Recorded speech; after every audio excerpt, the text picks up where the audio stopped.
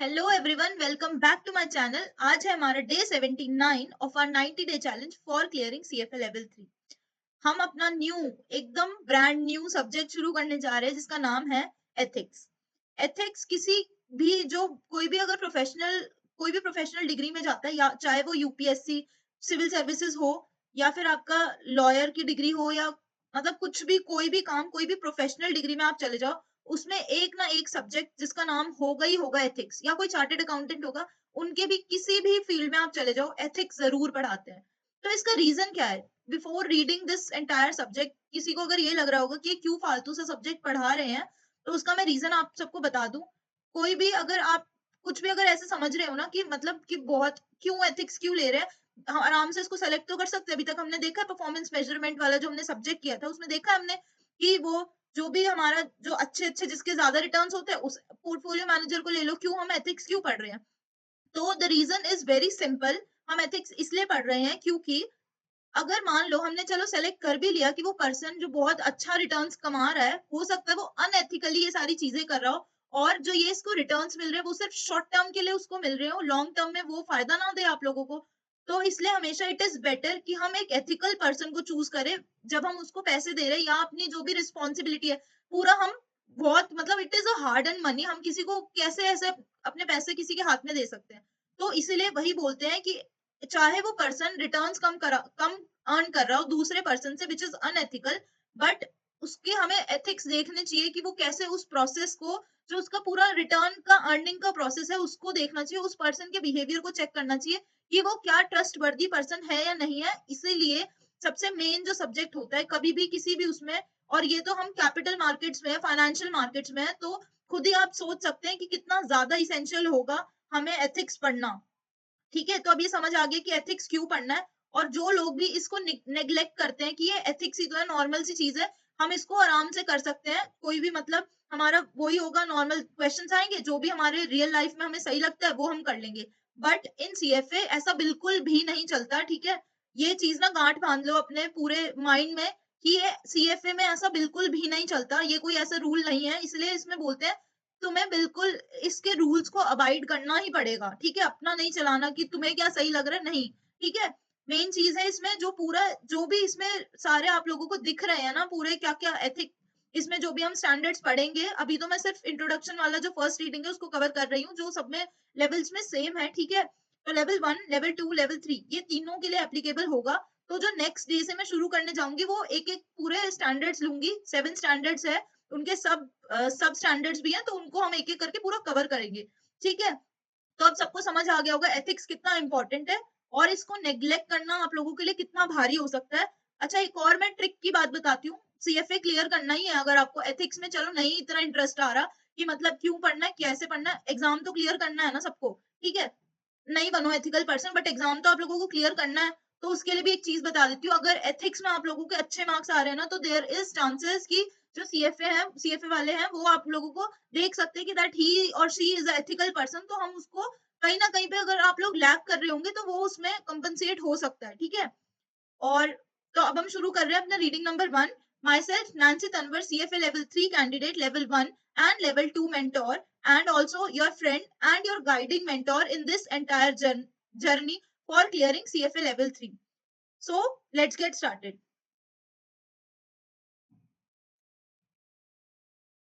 तो सबसे पहले हम अब देखने जा रहे हैं जो रीडिंग का नाम है, which is your code of ethics and standards of professional conduct, ठीक है? कंडक्ट भी बोलते हैं, कॉन्डक्ट भी बोलते हैं। तो इसमें हम जो देखने जा रहे हैं, जो एथिकल सीएफए के हिसाब से हम देखेंगे कोड ऑफ एथिक्स क्या क्या चीजें उसमें, थोड़ा मैं इंट्रोडक्शन दूंगी। आज के जो पूरा हमारा एक रीडिंग के साथ पूरा ही फिनिश हो जाएगा, it is also introductory reading. तो these are as usual the learning objectives, ठीक है, which we will be looking in this entire reading. तो कंटेंट्स जो है इस पूरे जो लेक्चर का, उसका कंटेंट्स ये होगा कि पहले हम देखने जा रहे हैं CFA institute professional conduct program, PCP जिसको बोलते हैं, ठीक है? और कोड ऑफ एथिक्स क्या क्या होते हैं, हमारा क्या इसका रूल्स है, रेगुलेशंस है, और फिर एंड में हम देखेंगे स्टैंडर्ड्स क्या क्या है इसमें। देयर आर बेसिकली 7 स्टैंडर्ड्स जो हम एक एक करके बहुत अपने आराम से एक एक दिन में पूरा कंप्लीट करेंगे। तो जो सीएफए इंस्टीट्यूट का प्रोफेशनल कंडक्ट प्रोग्राम है वो ये बोलता है ये ना कि जो भी सीएफए इंस्टीट्यूट के मेंबर्स है, मेंबर्स कौन होते हैं, जो लेवल 3 पूरे 3 एग्जाम्स दे लेते हैं, उसके बाद फिर they have to work in somebody, मतलब कहीं ना कहीं आप लोगों को वर्किंग चाहिए होता है, काम करना होता है आप लोगों को, फिर हमें चार्टर चार्टर मिलता है। तो और कैंडिडेट्स कैंडिडेट जैसे मैं सीएफए लेवल 3 कैंडिडेट हूँ, वैसे ही आप लोग कैंडिडेट्स हो, because you will be taking exam. तो इन मेंबर्स को भी और कैंडिडेट्स को भी इनरोल करना पड़ता है सीएफए प्रोग्राम में, ये तो सबको पता है, ठीक है। और क्या करना पड़ता है, उनको कंप्लाई करना पड़ता है कोड एंड स्टैंडर्ड्स में, ठीक है। जो पीसीपी है, professional conduct program, win in conjunction, मतलब इन उसके साथ साथ, ठीक है, उसके साथ साथ क्या क्या, जो हमारी डिसिप्लिनरी रिव्यू कमेटी है, जिसको हम डीआरसी बोलते हैं इन शॉर्ट फॉर्म और in abbreviation, is responsible for enforcement of code and standards. अच्छा, अगर कोई ये पूछता है कि कौन कोड एंड स्टैंडर्ड्स बनाता है, तो वो कौन कौन है, एक तो हमारा जो प्रोग्राम है प्रोफेशनल कंडक्ट प्रोग्राम, और एक डिसिप्लिनरी रिव्यू कमेटी, डीआरसी जिसको बोलते हैं, ठीक है। तो डीआरसी का काम क्या है, वो वॉलंटियर करता है, वॉलंटियर कमेटी है। कमेटी क्या होता है, अ ग्रुप ऑफ पीपल। तो कमेटी है, वो वॉलंटियरली काम कर रही है, किसके लिए, सीएफए के लिए, और वो सीएफए चार्टर होल्डर्स को सर्व करती है, मतलब वो सारे सीएफए चार्टर होल्डर्स ही होते हैं। और क्या होता है इसमें, अगर जैसे मैं अभी मतलब कैंडिडेट हूँ या मेंबर हूँ, मैं समझ लो कि मैं चार्टर होल्डर बन गई, आई एम अ सीएफए, अब मैं कहीं पे काम कर रही हूँ किसी कोई भी जगह पे, ठीक है। और अगर मैंने कुछ ऐसा गलत किया, कोई कुछ भी चीज ऐसी अनएथिकल की है, जो हम देखेंगे कि अनएथिकल क्या कर सकते हैं हम, मतलब करना नहीं है, बट उसमें देखना है कि क्या-क्या ऐसे अनएथिकल चीजें होती है, तो उन अनएथिकल चीजों से हम कैसे बच सकते हैं, ये भी चीजें देखनी है कि हम कैसे उस सिचुएशंस को अवॉइड कर सकते हैं कि हम ना अनएथिकल चीजें करें। तो जैसे ही अगर पता चल जाता है कि आप लोगों ने कुछ ना अनएथिकल किया है, तो हम या तो आप लोग खुद बता दोगे, ठीक है, वो भी हम देखने वाले क्या, या तो वो सेल्फ डिस्क्लोजर होता है, या फिर कहीं ना कहीं से पता चल गया, तो आप लोगों के खिलाफ जैसे नॉर्मल जुडिशरी कोई भी होता है कोई भी कंट्री में, वैसे ही प्रोसेस होता है सेम, बट जो जजेस जिसको हम बोलते हैं डीआरसी कमेटी, वो हेड होती है, मतलब वो पूरा देखती है उसको, क्या क्या आप लोगों ने क्या गलतियां की है, क्या अनएथिकल है, तो उसमें सारे वो चार्टर होल्डर्स ही बैठते हैं। तो ये लोग क्या करते हैं, they serve panels to review conduct and partner with professional conduct staff to establish and review professional conduct policies, ठीक है। जो सीएफए इंस्टीट्यूट के बाय लॉज हैं और रूल्स हैं ऑफ प्रोसीजर फॉर कंडक्ट, जो पूरे एक बुक बनी है, जिसको एक कोड एंड एथिक्स वाली बुक बोलते हैं, कोड एंड स्टैंडर्ड्स वाली, उसमें ही सारे स्टैंडर्ड्स भी लिखे हैं। तो ये सारी एक बेसिक स्ट्रक्चर प्रोवाइड करता है, लाइक जैसे कॉन्स्टिट्यूशन होता है, वैसे सिमिलरली सीएफए में पूरा एक इन्होंने बुक बनाई हुई है, जिसे जिसे हम बोलते हैं कोड एंड स्टैंडर्ड्स वाली, जो पूरी हैंडबुक है वो, उसमें सारे रूल्स रेगुलेशंस, इसमें हम बोल रहे हैं स्टैंडर्ड्स, ठीक है। सिमिलरली अगर हम देखें कि जो सीएफए इंस्टीट्यूट का प्रोफेशनल कंडक्ट प्रोग्राम है, वो कैसे होता है, मान लो कि आप लोगों के या किसी के भी उसमें बिहाफ पे इंक्वायरी बैठी है, तो वो कैसे हो सकती है, सेल्फ डिस्क्लोजर, कि आप खुद से ही बता रहे हो कि मेरे से ना ये गलती हो गई है, मैंने ये गलती कर दी है, या फिर कोई रिटन कंप्लेंट आई हो, कोई और आपके खिलाफ कंप्लेंट कर रहा हो, एविडेंस मिला हो आपका मिसकॉन्डक्ट का, या फिर कोई रिपोर्ट किसी मान लो आप हम लोग एग्जाम देने जाएंगे, कोई चीटिंग करता हुआ पकड़ा गया, तो वो भी रिपोर्ट, जो वहाँ पे प्रोक्टर होता है, वो सारे रिपोर्ट्स दे सकते हैं सीएफए वालों को। तो जो सीएफए इंस्टीट्यूट में कंडक्ट एनालिसिस होती है पूरी स्कोर, और जो हमारे एग्जाम होता है वो मटेरियल पूरा मतलब जो हमारा जो मॉनिटर पूरे सिस्टम पे होता है, वो पूरा रिकॉर्ड होके फिर वो चेक होके फिर हमारे पास आता है वो रिजल्ट। तो वैसे ही वो मॉनिटर सबने देखा होगा, अगर कोई लेवल 1 में, मतलब कोई लेवल 1 का कैंडिडेट अगर ये देख रहा होगा, तो उनको मैं बताती हूँ, पूरे मतलब जैसे बिग बॉस का हाउस होता है ना, सिमिलरली वैसा ही होता है। हर जगह आप लोगों के कैमरे होते हैं, तो कभी ये सोचना भी मत कि ये ऐसा कोई एग्जाम होगा जिसमें आप लोग का देयर इज अ चांस कि आप चीटिंग कर लो या अपनी मुंडी इधर से उधर भी कर लो। पूरे जो एग्जाम इन्विजिलेटर, या इसमें बोलते हैं प्रोक्टर, वो पूरे में मतलब घूमते रहते हैं, और वो पूरा बहुत सारे कैमरेज लगे होते हैं, आप लोग पूरा रिव्यू में होते हैं, तो प्लीज चीटिंग का तो बिल्कुल भी मत सोचना। और सोशल मीडिया पे भी अगर कोई मतलब कोई भी अनएथिकल चीजें आप लोग डालते हो, तो वो सीएफए वाले पूरा देखते रहते हैं, तो उनका एक पूरा हाई उन्होंने बनाया हुआ है कि जो हमारे जो एथिक्स होंगे ना, वो बहुत ऊपर उन्होंने रखा हुआ है, ठीक है। तो वो एक्सपेक्ट करते हैं कैंडिडेट से भी और मेंबर से भी, और जो भी सीएफए चार्टर होल्डर्स है उनसे भी, कि वो भी उस सीएफए जो एथिक्स है उसको ऊपर ही रखें, ठीक है। तो अगर मान लो कि कोई इंक्वायरी हो गई, चलो, फिर इन्वेस्टिगेशन होती है, पूरा जो प्रोफेशनल कंडक्ट है, पूरा सब चीज देखता है, पूरा सिनेरियो देखता है, सबसे बातचीत करके जैसे एविडेंस इकट्ठा होता है, वो सब चीजें करता है। उसके बाद अगर मेंबर्स एंड कैंडिडेट्स नहीं एक्सेप्ट करते जो भी उन्होंने बताया है, तो उसमें डीआरसी के पास वो रेफर किया जाता है, बड़े फिर जो जुडिशियल होते हैं जैसे, उसकी तरफ जाएंगे, और फिर उसके बाद वो पूरा वो अपना जो जजमेंट होगा वो सुनाएंगे। और इन मेनी केसेस नहीं, इन एक्सट्रीम केसेस, आप लोगों का सीएफए चार्टर होल्डर जो हमें मिलता है ना, जैसे मेरा नाम नैन्सी तनवर है, तो मैं सीएफए लगा सकती हूँ, वो भी पूरा छिन सकता है और आप लोगों को प्रोहिबिट भी किया जा सकता है for certain amount of time. तो जैसे मैं स्ट्रिक्टली बोल रही हूँ और स्ट्रिक्टली बार-बार इस चीज को इन्फोर्स कर रही हूँ, तो प्लीज आप लोग समझ सकते हैं कि कितना इंपॉर्टेंट है।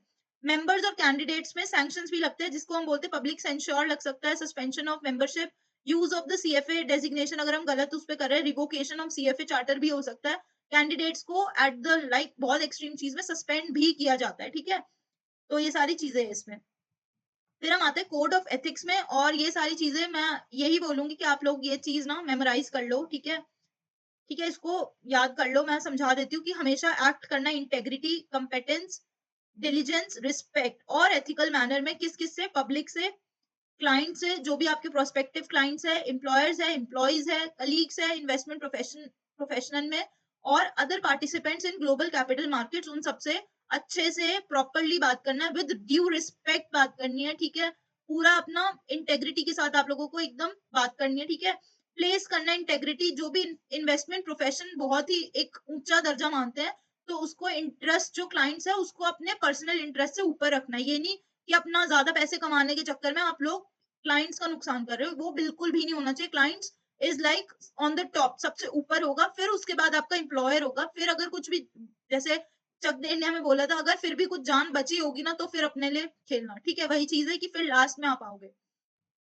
Use reasonable care and exercise independent, हमें हमेशा रीजनेबल केयर, ये भी इसका पूरा जो है, ये this is like I am highlighting this word, क्योंकि अभी हम ये पढ़ेंगे स्टैंडर्ड्स में जो और है उसमें केयर क्या क्यों बोल रहे हैं, ये रीजनेबल केयर और एक्सरसाइज करना इंडिपेंडेंट प्रोफेशनल जजमेंट भी क्यों बोल रहे हैं, when conducted investment analysis, making investment recommendations, कब कब हमें ये चीज करनी है, और investment actions, engaging in professional activities, practice करना और इनकरेज करना है और को भी कि वो एथिकल वे में बिहेव करें, ठीक है, प्रोफेशनल वे में बिहेव करें, एथिकल वे में बिहेव करें, और ताकि उन पर ट्रस्ट बन सके, ठीक है। सबसे इंपॉर्टेंट किसी भी रिलेशन में ट्रस्ट होता है, whether it is your colleague और योर क्लाइंट रिलेशन, और whether it is your employer और एम्प्लॉय रिलेशन, ठीक है। किसी भी रिलेशन में, प्रोफेशनल लाइफ में, हमेशा प्रोफेशनल और पर्सनल में ट्रस्ट की बहुत ज्यादा जरूरत होती है। और ट्रस्ट ऐसे नहीं बनता कि आप बोल रहे हो तो ट्रस्ट हो रहा है, आपके एक्शंस के थ्रू वो ट्रस्ट बनता है। तो जैसे अगर आप लोग एथिकल वे में बिहेव करोगे तो तब ट्रस्ट क्रिएट होता है, क्लाइंट का भी या फिर प्रोस्पेक्टिव जो क्लाइंट होगा उसका भी। प्रमोट करना है इंटेग्रिटी को और वायबिलिटी को, कि आप लोगों पे ट्रस्ट हो सके, of global capital market for the ultimate benefit of the society, benefit of the society पे ही काम करना है, ठीक है। मेंटेन करना और इम्प्रूव करना अपना प्रोफेशनल कंपेटेंस, क्योंकि सबको पता है कि जो फाइनेंशियल वर्ल्ड है वो हमेशा रिवॉल्व होता जाता है, तो आप लोगों को भी अपडेटेड रहना है, ठीक है, न्यूज वगैरह से, जो भी रिसेंट में जो भी चल रहा है, ठीक है, ग्लोबल मार्केट्स में या डोमेस्टिक मार्केट्स में, उससे अपडेटेड रहना है। आई कैन अंडरस्टैंड एग्जाम्स के वक्त होना ऐसा मुश्किल होता है, कोई कोई लोग जॉब भी कर रहे होंगे, ठीक है, तो ये दोनों चीजें करना बहुत मुश्किल होता है, बट ठीक है, थोड़ा बहुत आप लोग अपना टाइम निकाल सकते हैं। बट ऑल्सो कि जब आप लेवल 3 पूरा कंप्लीट कर लोगे एग्जाम्स, तब आपके पास टाइम बचे तो जरूर अपने आप को अपडेट करके रखे विद टाइम, ठीक है। और स्ट्राइव करना to maintain and improve the competence and other investment professionals. फिर अगर हम नेक्स्ट स्लाइड पे जाएं, तो मैं जो वो 7 रूल्स या 7 स्टैंडर्ड्स की बात कर रही थी, जो एथिक्स का पूरा एक फाउंडेशन है, वो ये है। दीज आर ऑल द 7 जो हमारे स्टैंडर्ड्स है, इनके सब स्टैंडर्ड्स भी है, वो मैं नेक्स्ट अलग स्लाइड में बताती हूँ। अभी सबसे फर्स्ट है हमारा professionalism, then it is your integrity of capital markets, then it is your duties to clients, duties to employer, fourth. Fifth है हमारा investment analysis, recommendations and actions. फिर sixth is your conflicts of interest. Seventh is your responsibilities as a CFA Institute member or CFA Institute candidate. ठीक है। फिर professionalism में there are like 4 subsections है। Knowledge of the law, independence and objectivity, misinterpretation, misconduct. Integrity of capital markets में हमारे हैं material non public information. B जो है हमारा वो है मार्केट मैनिपुलेशन, ठीक है। Third is your duties to clients में हमारा loyalty, prudence and care, then fair dealing. फिर है हमारा suitability, then we have performance presentation, and then at the last we have preservation of confidentiality. जो हमारा fourth जो हमारा स्टैंडर्ड है उसका नाम है ड्यूटीज टू एम्प्लॉयर्स। सबसे पहले देखो क्या है ड्यूटीज टू क्लाइंट्स, सो मैंने जैसे बताया था सबसे पहले क्लाइंट होगा, then you have the employer, ठीक है। तो सबसे पहले ड्यूटीज टू क्लाइंट्स के ऊपर, मतलब सबसे पहला जो स्टैंडर्ड है, स्टैंडर्ड थर्ड, वो है हमारा duties to clients. Then we have duties to employers, employers कौन होते हैं, जो हम लोगों को काम देते हैं, जिसके यहाँ पर हम काम कर रहे होते हैं, उनको हम बोलते हैं एम्प्लॉयर्स। उनके लिए loyalty first. Second, additional compensation arrangements. C है हमारे रिस्पॉन्सिबिलिटीज ऑफ सुपरवाइजर्स, ठीक है। रिस्पॉन्सिबिलिटीज ऑफ सुपरवाइजर में हम ये देख रहे हैं कि आप लोग सुपरवाइजर हो और आप लोगों की क्या क्या रिस्पॉन्सिबिलिटीज होगी। Then we have investment analysis, कैसे आप लोग इन्वेस्टमेंट एनालिसिस करने वाले हो, रिकमेंडेशंस कैसे दोगे, एक्शंस क्या क्या लोगे, उसमें डिलीजेंस और रीजनेबल बेसिस का है सब। फिर नेक्स्ट जो स्टैंडर्ड है, फिर नेक्स्ट सब स्टैंडर्ड है। देन कम्युनिकेट कैसे करोगे क्लाइंट्स और प्रोस्पेक्टिव क्लाइंट्स के साथ। फिर रिकॉर्ड रिटेंशन, मतलब उस रिकॉर्ड्स को कैसे रखने वाले हो, वो भी इंपॉर्टेंट है। Then we have conflicts of interest, आपस में दो इंटरेस्ट की कॉन्फ्लिक्ट हो सकती है, वो कौन से इंटरेस्ट होंगे, क्या होगा, वो हम पढ़ेंगे इन आर जो भी हमारा अपकमिंग लेक्चर्स और डेज होंगे। उसमें हमारा डिस्क्लोजर ऑफ कॉन्फ्लिक्ट सबसे पहला, ठीक है। प्रायोरिटी ऑफ ट्रांजैक्शंस, कैसी कैसी प्रायोरिटी हम देंगे किस किस ट्रांजैक्शन को। रेफरल फीस क्या होगी, ठीक है। और फिर है हमारा last but not the least, responsibilities क्या क्या है as a CFA institute member और कैंडिडेट की। तो सबसे पहले कैसा कॉन्डक्ट वो आप लोगों से चाह रहे हैं as a participant in institute, जो सीएफए इंस्टीट्यूट का प्रोग्राम है। फिर हम कैसे रेफरेंस टू सीएफए, कैसे आप लोग रेफरेंस कैसे दोगे सीएफए इंस्टीट्यूट को। डेजिग्नेशन को आप लोग कैसे चार्टर्ड फाइनेंशियल एनालिस्ट लिखोगे, बहुत सारी चीजें इसमें भी बहुत इंटरेस्टिंग है, बहुत ही इंटरेस्टिंग होने वाला है, ठीक है। बिल्कुल भी बोरिंग नहीं होगा। सीएफए डेजिग्नेशन को हम कैसे लिखते हैं, सीएफए प्रोग्राम अल्टीमेटली आप लोग कैसे उसमें डील करते हैं, ठीक है।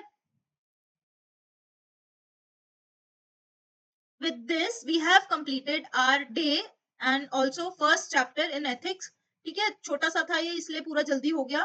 तो बट जो आने वाला जो चैप्टर है रीडिंग नंबर 2 है जो, और फिर हमारी एप्लीकेशंस वाली चीज, ठीक है। वो एप्लीकेशंस में मतलब वो मैं सिर्फ पढ़ाऊंगी, एप्लीकेशंस आप लोगों को खुद देखनी, क्योंकि बाय जैसे जैसे आप लोगों को समझ आ जाएगा आप लोग क्वेश्चंस करोगे और आराम से वो क्वेश्चंस हो जाएंगे, ठीक है।